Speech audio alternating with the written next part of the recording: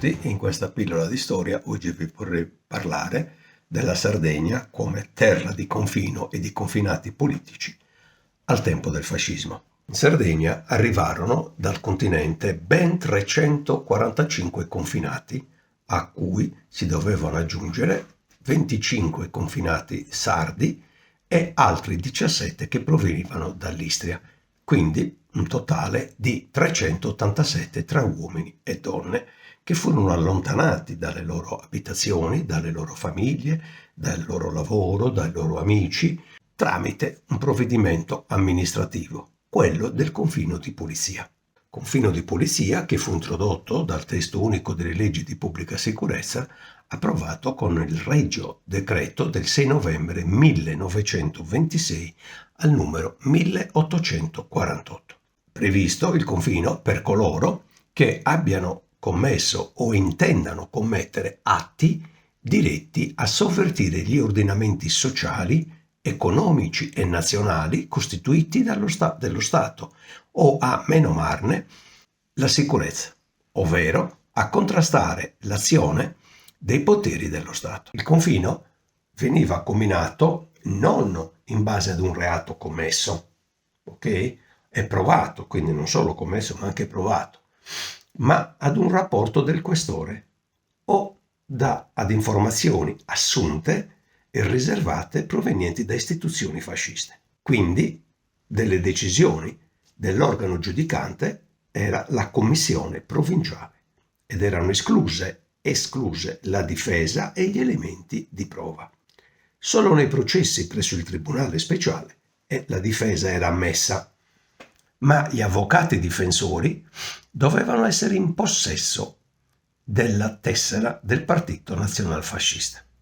Le motivazioni dell'assegnazione al confino erano le più varie: critiche al regime, scritte murali, offese al capo del governo, canti di canzoni comuniste, offese alle istituzioni fasciste, l'utilizzo della lingua non italiana soprattutto nei territori di confine, oppure organizzazione del soccorso rosso e altre motivazioni. Non riguardavano solo le singole persone, ma anche i gruppi politici omogenei.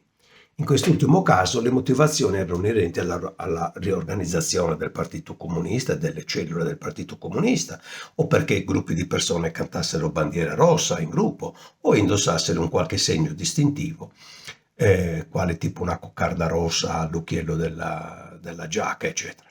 I confinati in Sardegna provenivano da tutte le regioni d'Italia e 17, abbiamo detto, dall'Istria. Il gruppo più numeroso arrivava dall'Emilia-Romagna con ben 59 confinati, poi la Lombardia con 47 e dal Veneto 41, ma arrivavano anche dalla Toscana per 37 persone e dal Friuli per 31. Poi c'erano i sardi, appunto, come detto all'inizio, 25. 24 invece provenivano dalla Puglia e 21 provenivano dalla Calabria e dal Lazio. 14 dalla Campania, 12 dal Piemonte, 8 dall'Umbria e dalle Marche, 7 dalla Sicilia, 4 dall'Abruzzo e dalla Basilicata, 3 dalla Liguria e 2 dal Molise. Infine proveniva dal Trentino Alto Adige una persona, così come anche una persona proveniva dalla Valle d'Aosta. La stragrande maggioranza erano peraltro comunisti, ben 122 erano dichiarati comunisti e 100 erano segnalati come antifascisti. 42 erano gli apolitici, 5 i sovversivi, 3 i massoni, i disfattisti erano 11, gli irredentisti erano ugualmente 11 come i popolari.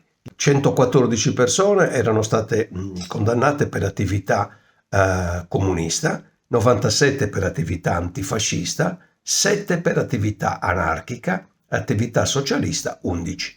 Poi vi erano i reati per vilipendio, ben 93, per il favoreggiamento all'espatrio clandestino 31, per la diffusione della stampa clandestina 15, per le critiche rivolte al regime 18 persone e anche per attività di pentecostali 3 e 8 infine riguardavano provvedimenti per gli sloveni ed i croati.